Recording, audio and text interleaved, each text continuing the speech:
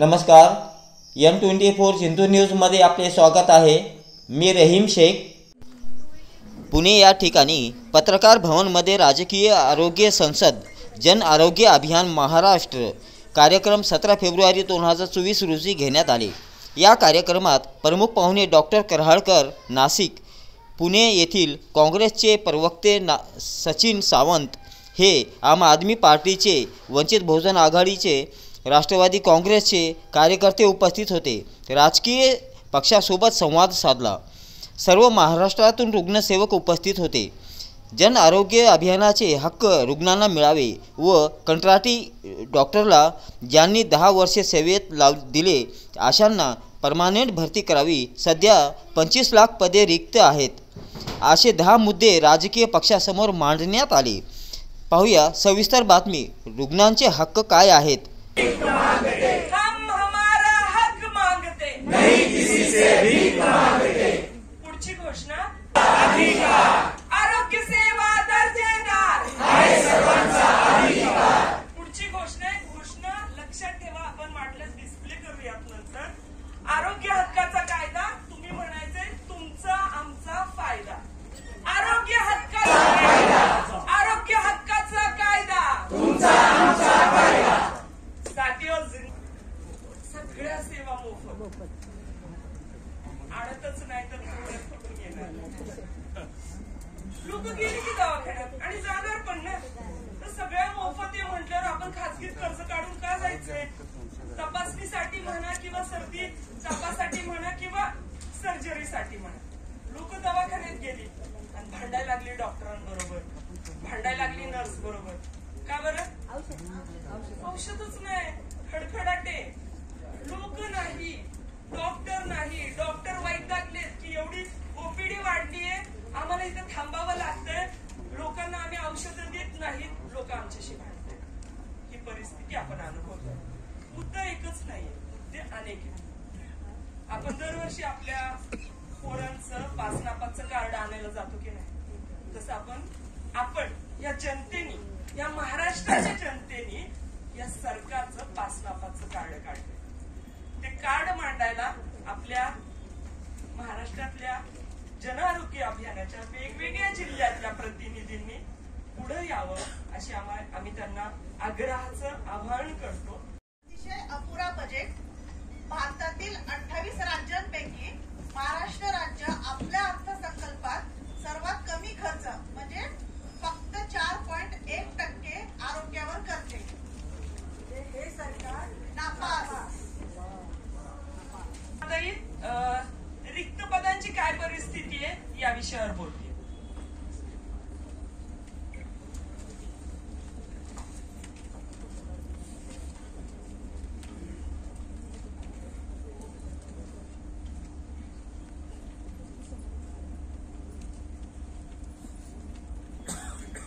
आरोग्य सेवांवर जनतेचे रिपोर्ट कार्ड नंबर 2। आरोग्य विभागात भरलेली सर्व पदे ही भरलेली आहेत की रिक्त आहेत? आरोग्य विभागात सर्व पदे भरलेली आहेत का, असा तो प्रश्न आहे। सॉरी, आरोग्य विभागात वर्षानुवर्ष प्रचंड प्रमाणात पदे रिक्त असून अजूनही आरोग्य विभागात आणि वैद्यकीय शिक्षण विभागात मिळून 32,000 पेक्षा जास्त पदे रिक्त आहेत। म्हणजे हे शासन ह्या रिपोर्ट कार्ड मध्ये सुद्धा नापास आहे।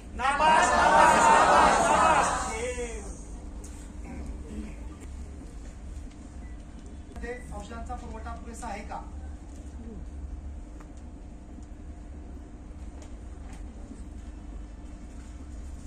राज्यभर सरकारी दवाखान्यामध्ये आवश्यक औषधांचा खडखडाट। आर्थिक वर्ष संपत आले आहे, मात्र आरोग्य आणि वैद्यकीय शिक्षण विभागाने औषधांवरच्या बजेटमधील फक्त 7.5% रक्कम खर्च केली आहे।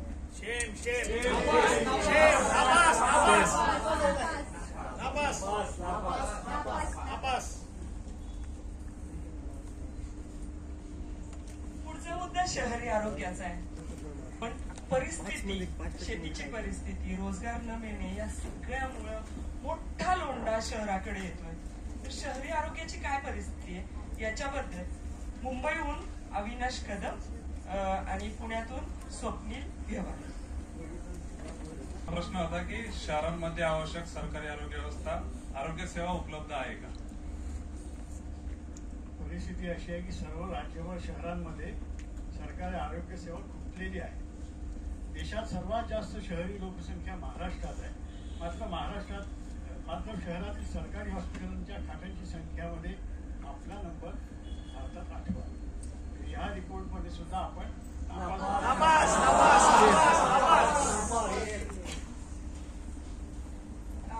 श्री घाग आणि डॉक्टर वर्षा जावळे यांना विचार.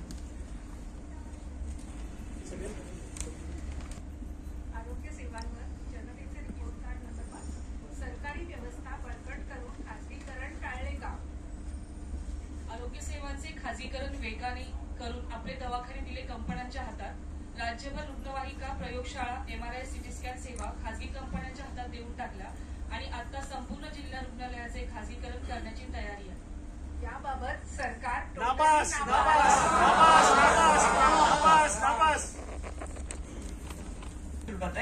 कोल्हापूर रंजनाताई कायप्पा भाऊ,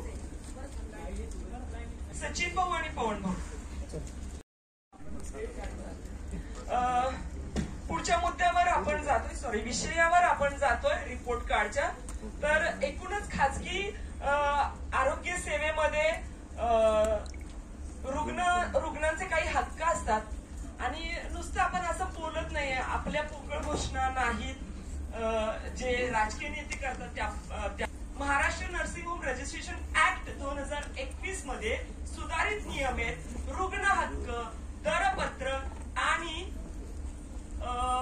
ग्रीव्हन्स रिड्रेसल, तक्रार निवारण सेल असला पाहिजे. पण याची काय परिस्थिती आहे याबद्दल बोलण्यासाठी येत आहेत सांगलीहून किरणताई आणि सुलभाताई.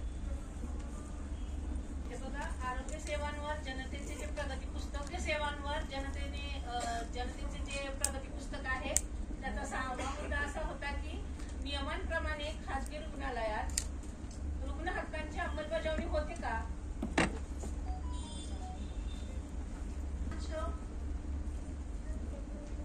बहुतांश खासगी दवाखान्यांमध्ये अजूनही दरपत्रक रुग्ण हक्क सनद लावलेली नाही. महाराष्ट्राच्या 29 महापालिका व 36 जिल्ह्यांपैकी फक्त 5 ठिकाणी कायद्याप्रमाणे तक्रार निवारण कक्ष चालू आहेत. बहुतांश खासगी हॉस्पिटलमध्ये दरपत्रक व रुग्ण हक्क सनद लावलेली नाही. म्हणजेच काय?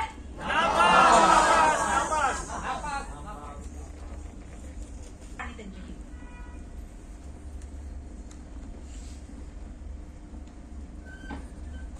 जनतेचे रिपोर्ट कार्ड नंबर 7. आरोग्य विमा योजनेचा लोकांना अपेक्षित लाभ मिळत आहे का? सरकारी आरोग्य विमा योजना निष्फळ. एक तर सेवा मिळत नाही, मिळाली तर भरपूर खर्च येतो. महाराष्ट्रात सध्या हॉस्पिटलमध्ये उपचार घेणाऱ्या रुग्णांपैकी प्रत्यक्ष फक्त 20% रुग्णांना MJPJY आणि PMJY यातून सेवा मिळते. PMJY संबंधी राष्ट्रीय आकडे सांगतात की या योजनेचा उपयोग करणाऱ्या 84% रुग्णांना उपचारासाठी पैसे मोजायला लागले आहेत.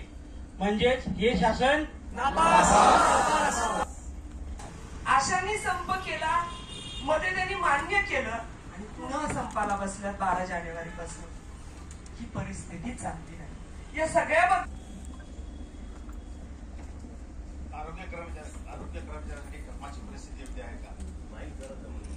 आरोग्यासाठी कामाची परिस्थिती योग्य आहे का?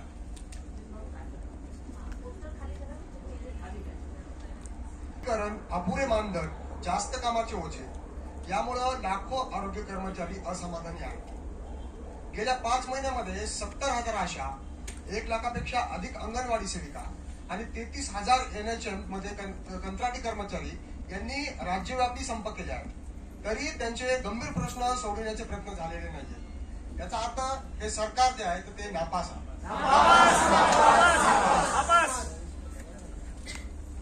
कुपोषणाची काय परिस्थिती आहे हे बघण्यासाठी अमरावती जिल्हा, सोमेश्वर तांदूरकर आणि मनीष भाऊ.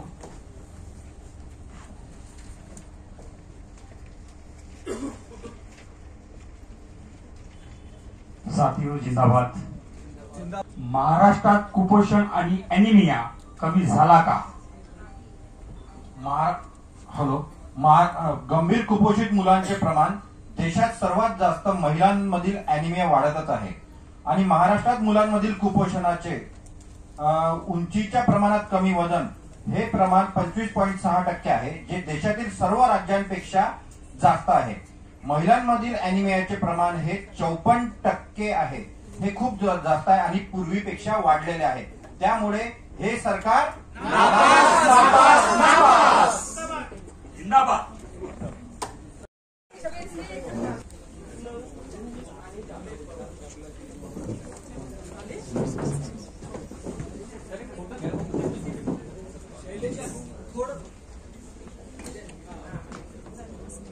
एका लाईनीमध्ये तुमचं खाली घ्या. घोषणा देऊया, ज्यांना हात वर करता येईल त्यांनी करा. मी म्हणेल काय म्हणते काय, माझी माय म्हणते काय, हम हमारा हक मांगते, नहीं किसी से भीख मांगते, हम हमारा हक मांगते, नहीं किसी से भीख मांगते. या सरकारचं करायचं काय, खाली डोकं वरती पाय. न सके जो वो सरकार निकम्मी है. सर्वांना आरोग्य सेवा देऊ शकत नाही ती सरकार क्या करना उसका. सरकारी आरोग्य सेवेत विनामूल्य दर्जेदार आरोग्य सेवा मिळण्याची हमी देणारा कायदा सरकार लागू करेल. योग्य सेवा न मिळाल्यास त्या हक्काने मागता येतील. कायद्याला जोडून ग्रामीण व शहरी सरकारी आरोग्य व्यवस्था सक्षम केली जाईल. त्यानुसार ग्रामीण व शहरी सरकारी आरोग्य व्यवस्था अशी सुधारली जाईल की गाव किंवा शहरी वस्ती पातळीवरील सेवांपासून ते सुपर स्पेशालिटी सेवांपर्यंत सर्व प्रकारच्या सरकारी आरोग्य सेवा पैसे खर्च न करता विनासायास मिळतील. लोकसंख्येच्या आधारे आरोग्य सेवा सुविधा. पण प्रत्येक ठिकाणी आपल्याला सर्व सेवा सर्व सोयीयुक्त मिळायला पाहिजेत असं आपलं मत आहे. हा पहिला मुद्दा आपण घेऊन पुढे जातो. प्रत्येक मुद्द्याला आपण जेव्हा मुद्दा सोंग घेता येतं. बजेटमध्ये 2 ते 2.5 पटीने वाढ. सरकारी आरोग्य सेवा सक्षम आणि विस्तारित करण्यासाठी आरोग्यावरील बजेट बऱ्यापैकी वाढवण्याची गरज आहे. सरकारने आरोग्य सेवेवर जर पुरेसा निधी खर्च केला तर लोकांना स्वतःच्या खिशातून किंवा कर्जबाजारी होऊन भरमसाठ बिले भरण्याची वेळ येणारच नाही. त्यामुळे सरकारी आरोग्य खर्च वाढवून सकल राष्ट्रीय उत्पादन किंवा ज्याला आपण जीडीपी असं म्हणतो त्याच्या 3% पर्यंत वाढवावा लागेल. आरोग्य सेवेवर महाराष्ट्र सरकारचा वार्षिक दरडोई खर्च सध्या फक्त 1800 रुपये आहे. तो कमीत कमी 4000 रुपये करण्याची दिशा घेतली जाईल अशी दुसरं सूत्र आहे. मंजूर करावं हा आपली दुसरी मागणी. हा दुसरा ठराव आहे. हा आपण मंजूर करायचा का. त्याच्यानंतर मी एक घोषणा देतोय आणि त्या घोषणेला तुम्ही प्रतिसाद द्याल. मी म्हणणार आहे आरोग्य सेवेचा आम्ही ठरवलंय पक्क, आम्ही ठरवलंय पक्क. यानंतर तिसरा ठराव सगळ्या क्षेत्रामध्ये आहे आणि आरोग्य सेवांच्या बाबतीत तर अत्यंत टोकाला चाललाय. सरकारला तमा नाहीये, उत्तरदायित्व त्यांचं स्वतःच त्यांना जाणवत नाही, त्याचं भान नाही. कारण कोणाची सत्ता वर्षानुवर्ष पिढ्यानपिढ्या आपल्या घरातली संपत्ती वाढवण्यासाठी घेता येईल याच्यासाठी सगळ्यांचं लक्ष लागलंय, राजकीय लोकांचं विशेषतः. आणि लोकांचा सहभाग अपुरा पडत चाललाय. तर हा लोकांचा सहभाग आपल्या आरोग्य सेवांच्या देखरेखीवर आणि आरोग्य सेवांच्या नियोजनात पण असला पाहिजे. त्याच्यासाठीच ही मागणी आहे. भ्रष्टाचार मुक्त, उत्तरदायी व लोकसहभाग असलेली आरोग्य यंत्रणा नागरिकांना मिळण्यासाठी आरोग्य यंत्रणेतील भ्रष्टाचाराला आळा बसवून कामकाजात पारदर्शकता आणली जाईल. राज्यभर आरोग्य सेवांवर लोकाधारित देखरेख आणि नियोजन प्रक्रिया राबवली जाईल. गाव ते राज्यस्तर या सर्व स्तरांवर लोकप्रतिनिधी, आरोग्य क्षेत्रातील संस्था, संघटना, महिलांचे गट यांना देखरेख आणि नियोजन प्रक्रियेत सहभागी केलं जाईल. याचप्रमाणे तक्रार निवारण यंत्रणा सक्षम केली जाईल आणि त्यातून सामाजिक प्रतिनिधींचा समावेश केला जाईल अशा प्रकारची मागणी. धन्यवाद. तर ते लाखापासून कोटीपर्यंत दरपत्रक जे ठरलेलं आहे ते निश्चित दरपत्रक आहे. जिल्हा आरोग्य अधिकारी असेल तर त्याला 25 लाख, जिल्हा शल्यचिकित्सक हे ठिकाण पाहिजे असेल, पद पाहिजे असेल किंवा त्याला बदली पाहिजे असेल त्या ठिकाणी तर त्याच्यासाठी 75 लाख, 1.25 कोटी असं काहीतरी दरपत्रक ठरलेलं आहे. आणि हे आपल्याला मान्य नाही. आणि हा भ्रष्टाचार मुक्त करायचा असेल तर आपलीच लोकांची देखरेख, लोकांनीच केलेलं नियोजन हे सरकारनं मान्य करावं. यासाठी देखरेख आणि नियोजन प्रक्रिया ही सरकारनं सर्वत्र राबवली गेली पाहिजे अशी आपली मागणी आहे. ही मान्य आहे. आरोग्य सेवा पुरवा, सरकार आरोग्य सेवा पुरवा. यानंतर आम्ही सातारा जिल्ह्यामध्ये पण प्रयत्न करतोय. तिथेही तृतीयपंथीसाठी कक्ष वेगळा तयार होतोय. सर्वांनी असे प्रयत्न करावेत जेणेकरून तृतीयपंथीसाठी वेगळा कक्ष तयार होईल व सर्वांना त्याचा फायदा घेता येईल. आता असं होतं की दवाखान्यात गेल्यानंतर तृतीयपंथी गेले की डॉक्टर म्हणतात की यांना एक पुरुष चेक करणार की एक महिला डॉक्टर चेक करणार, असा अजूनही प्रश्न पडतो. तर मला असं वाटतं की अजून आरोग्य सेवेमधले जे अधिकारी आहेत त्यांना सुद्धा या गोष्टीचं नॉलेज द्यावं किंवा त्यांना शिकवलं जावं की एका तृतीयपंथीसोबत तुम्ही कसं वागलं पाहिजे किंवा त्यांनी कशी ट्रीटमेंट दिली पाहिजे. ती एक साधारण व्यक्ती, सामान्य व्यक्ती म्हणून आली आहे तेव्हा तिला तुम्ही कोणीही चेक करू शकता. प्रत्येक वेळी एका तृतीयपंथीला सेक्शुअलिटीच्या दृष्टीने बघितलं गेलं पाहिजे असं नाही, तर तुम्ही सामान्य व्यक्ती म्हणूनच बघा. तर या सगळ्या गोष्टी छान होतील. आणि अजून एक मला मुद्दा मांडायचा होता की आपण या सरकारकडे सगळ्या मागण्या करत आहोत, तर अजून एक मागणी अशी आहे की तृतीयपंथींसाठी दरवर्षी सरकारकडून एक विमा उतरवला जावा ज्यामध्ये अपघात किंवा त्यांची काही ऍडमिट करावं लागलं असेल मेडिकल इमेजसाठी तर हा सगळा खर्च त्यामध्ये इन्क्लूड होईल. आता तुम्ही अजूनही बघता की तृतीयपंथी हे रस्त्यावरून मंगती करताना दिसतात किंवा काही देवाची कामं करताना दिसतात. त्यांचा इन्कम हा एवढा पुरेसा नसतो की त्यांची इमर्जन्सी मेडिकल सेवा त्यातून पूर्ण होईल.